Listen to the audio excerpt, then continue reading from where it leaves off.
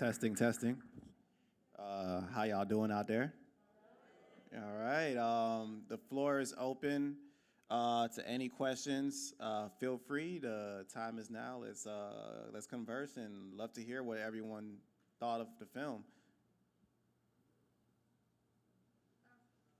Mm-hmm.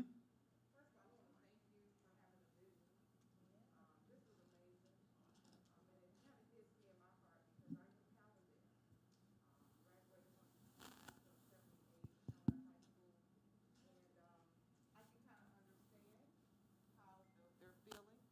I can kind of understand how they're feeling because we're constantly fighting for Hallandale High School. So I do feel, and I'm so glad that the Addicts alumni is still doing this, but I wanted to ask you a question. What actually inspired you to start with Addicts? All right. Great question. So last year, while I was contracted to go to Lake Wales, it was a really eye-opening experience for me. But at the same time, it was kind of like hurtful in a way because it's just like I have these issues in my own community, but I'm being sent to go all the way up to Polk County.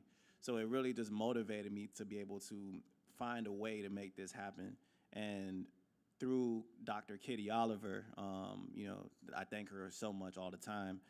She was the one that told me to apply for a fellowship through encore.org. And luckily, I ended up getting accepted into this fellowship, and the funding from that fellowship is what caused me to be able to do this program. But also in the midst of being in Lake Wales, I started my own nonprofit called the Black Orchid Foundation. So we are aiming to continue to do this work, because like was stated in the beginning of the film, addicts is just a microcosm to a larger issue. You have North Dade and Opelika. You had Mays and South Dade. You had Delray Carver. You had George Washington Carver in Coral Gables. You had Roosevelt in West Palm Beach. You had Roosevelt in Lake Wales. You had several black high schools that all were either forcefully closed or downgraded into a middle school / vocational school. So for me, it was just like the same way we talk about like highways running through black communities or riots and lynchings and things like that. We don't really talk about the impact of when black high schools and black communities were forcefully closed down. Via the Brown v. Board of Education in 1954, the South closed a lot later. So from like that 1966 to 1970 period was when a lot of schools in the South in Florida were starting to close down. And an interesting report, I can't tell you the source now where I got it from. I'm just here. I don't have my computer to be able to tell you. But in the South, 240,000 black teachers lost their jobs when these high schools were forcefully closed. Many of the black teachers who were able to go into an integrated school ended up losing their job after that because many white parents did not want their students to be taught by black teachers because black teachers was like an authoritative type figure, and they did not want black teachers teaching their children. And then you also have many teachers that withstood that, ended up having to kind of like go to being what was given to them. So you might have had a phenomenal science teacher at a black high school, but now they're a custodian or a PE teacher, making them very uncomfortable. So it's just something that we just really had to talk about a lot more. And Addicts is a microcosm. So through the Black Orchid Foundation, where myself, my cousin Locke, we're going to be doing this mobile archive building program, which consists of visual oral history interviews. The same way you're able to see many of the alumni in this video, we want to be able to keep that going. I always wonder, like, what did Dr. Sistrunk sound like? What was his mannerisms like? What did Blanche Ely sound like? These little type of nuances.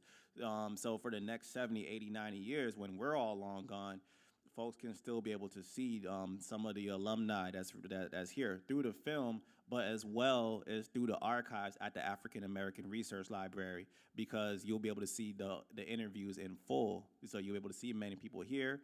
You'll be able to see Pastor Eric Jones and many people and their stories being documented. We're also going to be processing and digitizing artifacts, as well as collecting artifacts and being able to inter them at our local museums, our local historical societies, and so on. You're welcome. All right. Any other questions? Don't be shy. All right, for sure. All right. So basically, is there a process for you to go to the Congress? Because I know there's some sort of Library of Congress perhaps could be done with your project. Is there something like that you're looking to do? Eventually, for sure. I mean, right now, even on a local level, Broward County Public Schools does have a real interest in this film. And one of the things I'm currently working on is a curriculum centered around archiving and being able to mobilize and teach people how to archive in many different facets of their own way. You know, for me, for example, I'm very adamant about the black high schools. You have someone like Nadej Green in Miami who's really focused on like Haitian history of Black Miami-Dade. And then you also have Dr. Marvin Dunn, who was focusing on the black contributions to Miami. And you have Dr. Kitty Oliver that focused on the dynamics between black and white people in Broward County, and she's taken that program throughout the world. So being able to mobilize people to get into other facets of archiving, it could be about criminal justice, you know, which could end up leading to be able to right the wrongs for cases where black people were wrongfully incarcerated. And now through archiving, we could be able to right those wrongs. It could be about other facets of black history, about a social life, or just anything. Oral history is just a means of gathering data, you know. So there could be oral history on the Greens in Broward County. There could be oral history on anything, and that's what we're currently aiming to be doing. All right. Oh.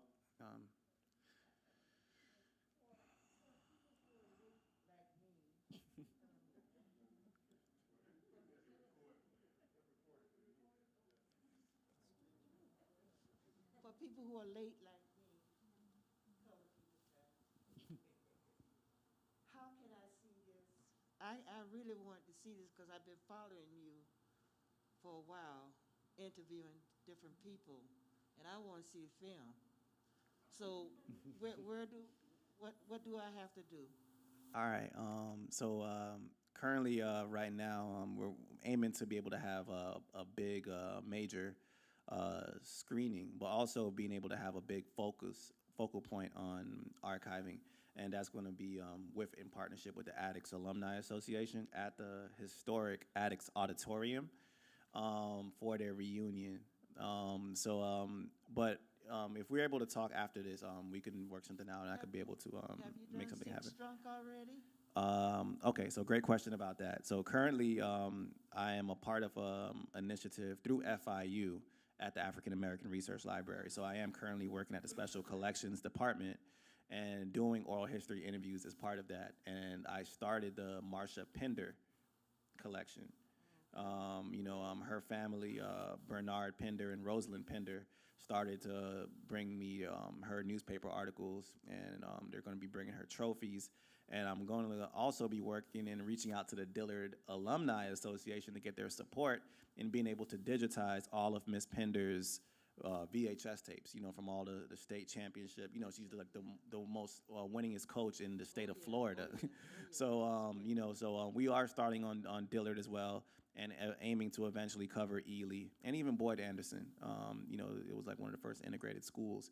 But eventually, the next project to go to next is going to be Delray Carver or North Dade and Opelika.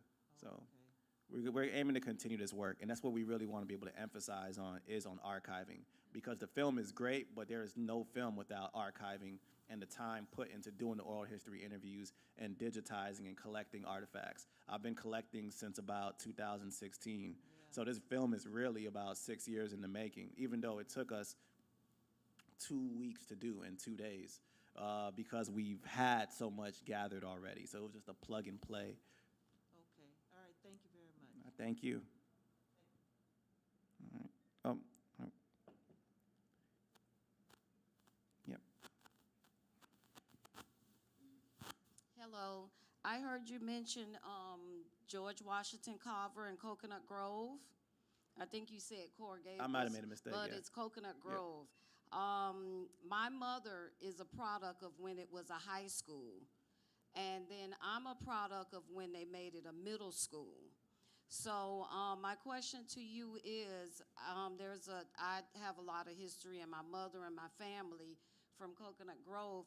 How do they get involved in the archives? How do you choose who you interview or you get material from? A great question. For me, it's just being able to find like a theme or a focal point. So if it is something like you were saying with down in Coconut Grove, it's all about just talking to your neighbor, talking to the elders, recording. That's how I started. I started off real small and low with just my phone, and being able to gather and collect data, and then continuing on, and then partnering with like the African American Research Library or the Hollywood Historical Society. Now I know down in Miami they do have the Black Archives down in Overtown.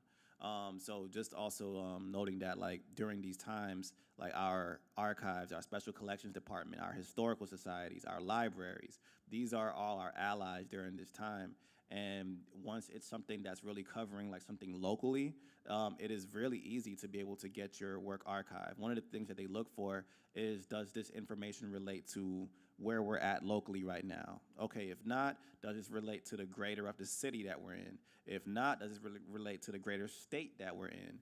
So if it is something, anything that is Black history, especially Florida related around a purpose, it can be archived. All it takes is, from my experience, is just starting, just going out and doing it. And then eventually, the more you do it, the more consistent that you become, you will eventually end up being able to go places. And with this started out as a passion. Like I didn't even know this was going to take me here.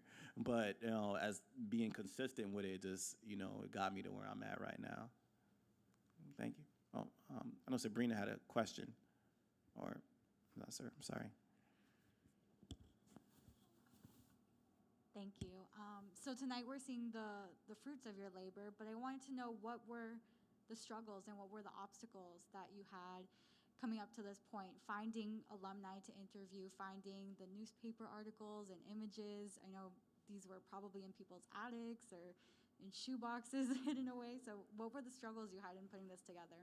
I'm gonna be honest. The main struggles is resources and having the capital and the funding to be able to continue this work. And I'm just really adamant about getting that support. Starting the nonprofit, the Black Orchid Foundation, and then being able to continue this kind of work, because it does take time.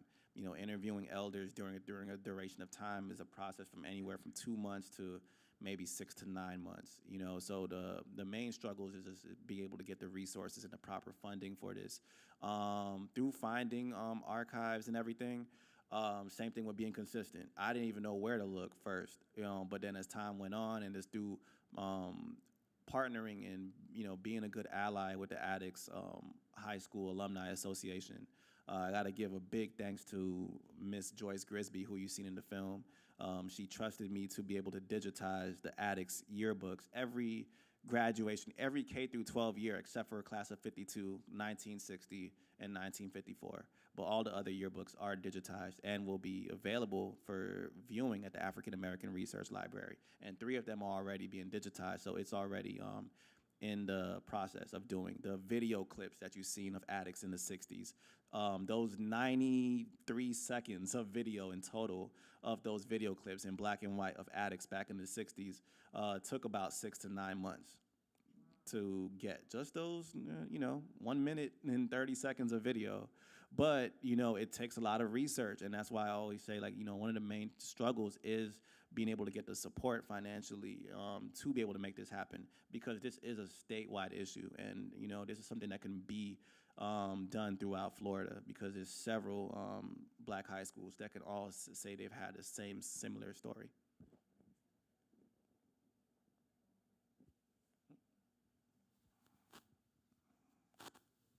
Good evening.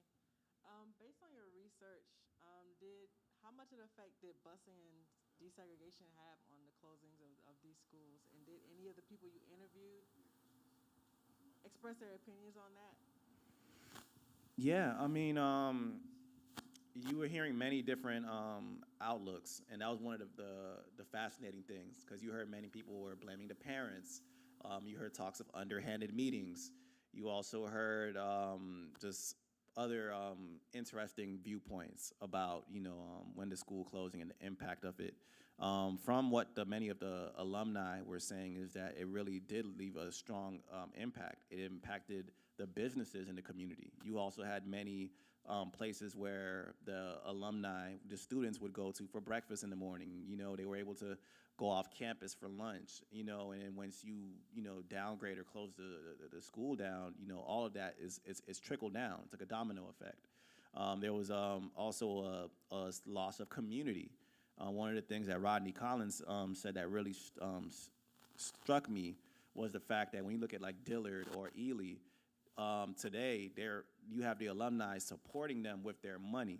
You know, so if you have, you know, some Dillard kids that need help with something, the Alumni Association will be able to help and, you know, bring computers or, you know, different resources that they need. You also, you know, when we look at addicts, they lost that as well, you know, and then they lost that sense of community because everyone was so fragmented. You know, so like Mr. Beneby was saying, it kind of like it felt like design. Like ironically, Hallandale opened in 1973. And then Cooper City opened in 1970, and you know, then Miramar opened in 1970. So it was just kind of like, you know, like, you know, it's interesting that these popped up around these times, you know. So there's a lot of fascinating things, but from what many were saying was that, like, you know, the closing of addicts was a really hurtful thing that really impacted the community even to this day. And I'm saying that as someone that went to South Broward, you know, because I always wonder under what if, you know, if addicts would have remained, I probably would have been an Eagle. I probably would have, I mean, I definitely would have wanted to go to addicts, you know, to get that kind of feeling that those who went to Dillard did. That's my age. Those that went to Dillard as my age is still very prideful in going to Dillard. You know, you see the homecoming, it still be deep out there. You know, I went to South Broward, but, you know, to be honest, it's still very segregated amongst reunions. Even my reunion, you know, and it wasn't that long ago that I graduated. So when you see like Dillard or Ely or like Northwestern in Miami, you still see that pride. You know, like these high schools were like the prelude to HBCUs. You know, and, you know, so like when this happened, like, you know, we lost that. And many black high schools throughout the state of Florida lost that same thing when these schools were closed down. All right. My name is James Sparks. I had a group called Citizen Concerned About Our Children. In 1995, we sued the Broward County School Board for inequities and inequalities in the school system. Some of the same schools you're talking about, those were some of the schools we did. We went to schools, and we have pictures and documents. We would go to a school, and we would take pictures, say the bathroom, the kitchen, or wherever, and we just put it before the group and say, what school is this, black or white? And I mean, without no reservation, you could tell what school it is. We went to one school, and they had no computers. And the judge had just gave us an order that said they had to comply. So they heard we were coming, and the judge gave us a thing. Any school we go to, they had to unlock the door. They could not keep any doors locked. So we were going to go that afternoon. We go out that afternoon, the school had not one computer. We get there, there's 25 boxes of computers sitting in the thing. So we said, oh man, that's fast, so we're getting somewhere. So we're getting ready to leave. Somebody come by and just walk by, and they didn't say anything. They said, open one of the boxes. We go open one of the boxes, and there are rocks in the boxes. That's a true story, and I can document it. But what I'm saying is we sued the school board for inequities. What you guys need to do in your school area, there's a group called the Diversity Committee. We set that up. What the Diversity Committee does is you can go and talk to them about what's going on in your school. See, before, George Allen had the lawsuit against the school board. And George Allen, everything they wanted to do, they went through him. But we said, we are parents and we are community people. We don't want to do that. We want everybody to have an issue in your school. So you guys really need to start looking at the Diversity Committee. You need to go visit them. If you got a problem, take it to them. And that's what it's set up for.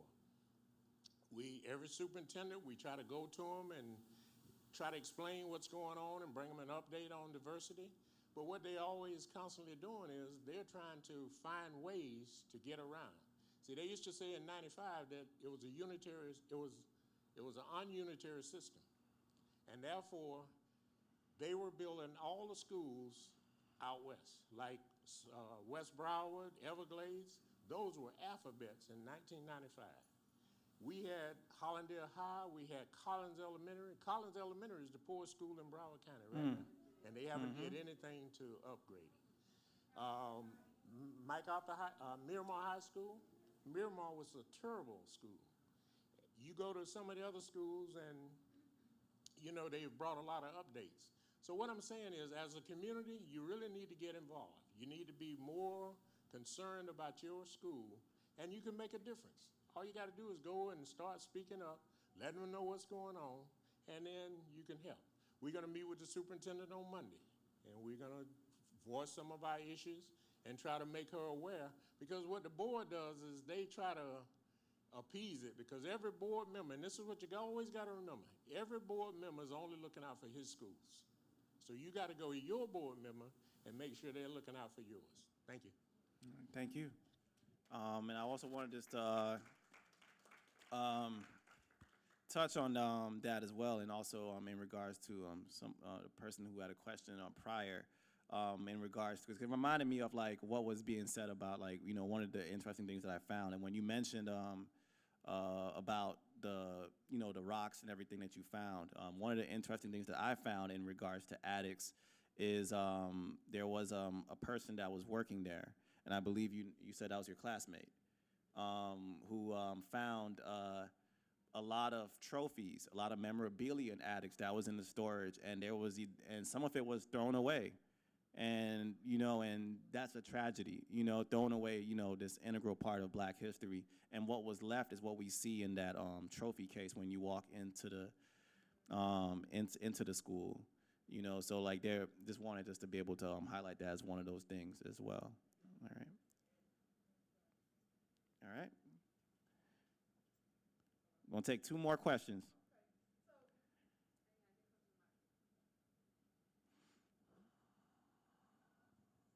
So the question I have is, you know, the governor. Let's get it. The governor has indicated that I think something has passed where you can't teach kids certain things. So I just want to find out from you, what are your feelings about that, and how are you utilizing the oral history to get around what this man is trying to do in our states? Thank you. Critical race theory is something that is really serious right now, where it's just like kind of like making it be like, oh, well, we can't really even teach or talk about Black history. And one of the things right now is that, you know, archiving, to me, is the future of that. You know, like, well, okay, well, if you want to make it where we can't teach Black history, we're going to make sure that we preserve Black history. You know, so, you know, we really have to be adamant about preserving Black history. There's many elders in this room, you know, every elder in this room should have their story documented and archived. You know, just simply just talking to them, hitting record, and having a conversation. Anyone can do that with their smartphone. In this light of critical race theory, yes, we really have to be adamant about preserving our history, because it's very blatant that it is racism. You know, because if we can't teach it, then eventually it's going to be wiped away. You know, so archiving right now is very crucial. Our libraries, again, our special collections department, our archives, all of these are our allies right now. And there's nothing illegal about preserving history. Oral history is nothing really illegal about that. You could do oral history on anything. You could do oral history on this church, interviewing people from this church and gathering data. That's all oral history is. Just so happen to do oral history on a school in Florida, on a bunch of schools in Florida. So my solution to that is we really have to start archiving and documenting our history. Many other people do, and we need to as well. So, yeah. All right, last question?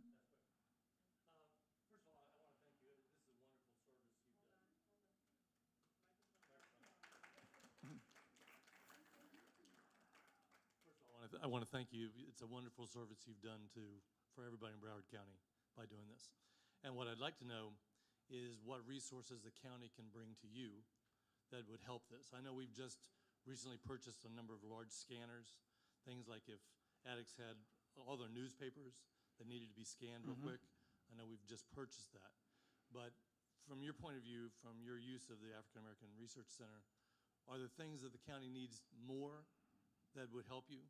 Definitely. Okay. Just being able to support me fully, making this fully sustainable, for sure, so we can continue this work, you know, and number one. And number two, just being honest with it, being able to get support from the county is that when you go to Pompano, you see the Ally Cultural Center, which was by Frank and Florence Ally. You see the Blanche Ely Museum, which was where the Elys lived. Esther Roll's childhood home is still there on 3rd. When you go to Fort Lauderdale, you see the African American Research Library. You see the Old Dillard Museum. You see Eula Johnson's house, which is the NAACP building. So when you go South Broward, you don't really see anything. Right. So even through this archiving work, it would be very integral to be able to have a Black History Museum in South Broward. You have Carver Ranches, you have Hallandale, you have Liberia, you have the northwest side of Dania Beach, we call Danny. You have all of these areas, even little pockets in Davie as well, in Alpine.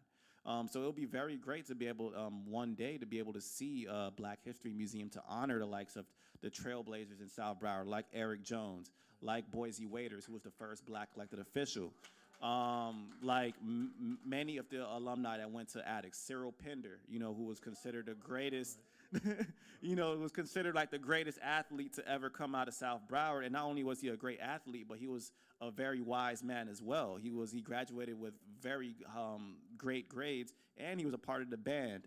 So, this man was like Mr. Perfect. So, like, you had many greats that came here. O.B. Johnson, I believe Reverend Wright. You also had the Collins family. You had many folks who have paved the way. We could go on, and it'll be great to see a museum to be able to highlight the stories of those here. Okay. And be able to, and the thing is with that is a great way of preserving history. It's a economic drive to the community because, it's bringing in tourism dollars. So there's many different facets of being able to eventually bring a museum, and to be honest, I do feel like I am starting that with being able to gather this data and collection. So it could definitely be something that we could definitely further that conversation on. Thank you.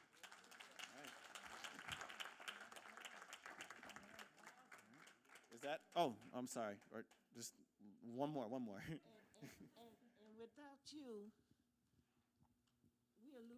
without you, we lose. We lose. And we do appreciate you. We really do appreciate you. Thank you. Because if it wasn't for you, a lot of these young people that's coming up behind us, they don't know. They don't know what happened to us, to where we've gotten to be. So I thank you. All right, and I thank y'all too, for allowing me to be able to do this work and for accepting me. You keep up the good work. For sure. If I have to go back and get a job at that hospital, All right. Thank you, and I appreciate y'all for coming out. It's concluding. If anyone want to talk to me, I'm here, or talk amongst your neighbors and your friends. So I just recently put in paperwork for my 501c3 about maybe 2 weeks ago. So that's going to eventually be coming in, and once that comes in, feel free to donate like crazy and support the fact that we are wanting to, preserve this, not just Attucks, but many other Black high schools. These are your grandmothers, your grandfathers, your great-grandparents, your aunties, your uncles. We definitely need to be able to make this happen. We're losing too many people so fast. I wish I was able to start this program. If I was able to start this, I would have done this 10 years ago, but didn't have the resources and the help. And from not having that, we lost Cyril Pender last year. Coach Washington, we lost him last year. The lady who you seen at the credits, who was orchestrating the choir, passed away a couple years ago. So, yes. Ms. Brooks? Ms. Brooks? Okay, Ms. Brooks Jenkins. So we lost many people, and that's just without having the support. So we have the support now. Imagine how many people from your family we can be able to save and archive. So it's really crucial, and we need that right now. Mm-hmm. Are you doing like, how you did the video and everything? Like, are you doing are you doing that for like church? Like, like the whole video Mm-hmm. from like when it started till today? I mean, it can be done, but that's through archiving. The archiving, being able to preserve the history and the stories that you've seen. is what created a documentary. Being able to preserve your history can be able to create books. Being able to preserve your history can create podcast episodes. Being able to preserve your history can create more documentary films. It can be able to create content that you can be able to monetize. And that's why it's really important to be able to preserve this history. Something like this could be at maybe a Sundance or a film festival or something like that. But Pictures and Mhm. videos for everything. yeah, I mean, it could happen. It just starts with archiving. Yeah, so we gotta start doing. That's what we gotta start doing. All right, I thank y'all. Let me make an announcement. One second, y'all. Pastor Jones gotta make an announcement. I just want to make a quick announcement, and that is that on this Saturday, Brother Emmanuel will be there with us. We will be at Hopewell in Pompano, Pastor Stanley, and we have started a movement on rescuing black fathers so we can rescue our families. And we basically have already begun, and we're doing it from a generational perspective. From each generation, starting with the traditionals, the boomers, Gen X's, millennials, no script. We as pastors and those that are there, we're not going to be saying anything. We want to hear from the generations 2 questions. Why do they think we are where we are? And how do they perceive us coming out of it? And so and then from that, we're planning on a major movement in June for fathers, for we need to stop the bleeding. And we just can't keep looking at the news and see how bad it is. And so we welcome all of you to be with us in Pompano on Saturday at 4 o'clock at Pastor Stanley. Myself, Pastor Saunders, Pastor Anderson, Pastor Willis, Pastor Woods, quite a few of us will be there, and we're there, and we're going to invite politicians not to speak, but to listen and know what we're doing. We are not going to wait for the government to rescue us. We're going to rescue ourselves. All right, thank you.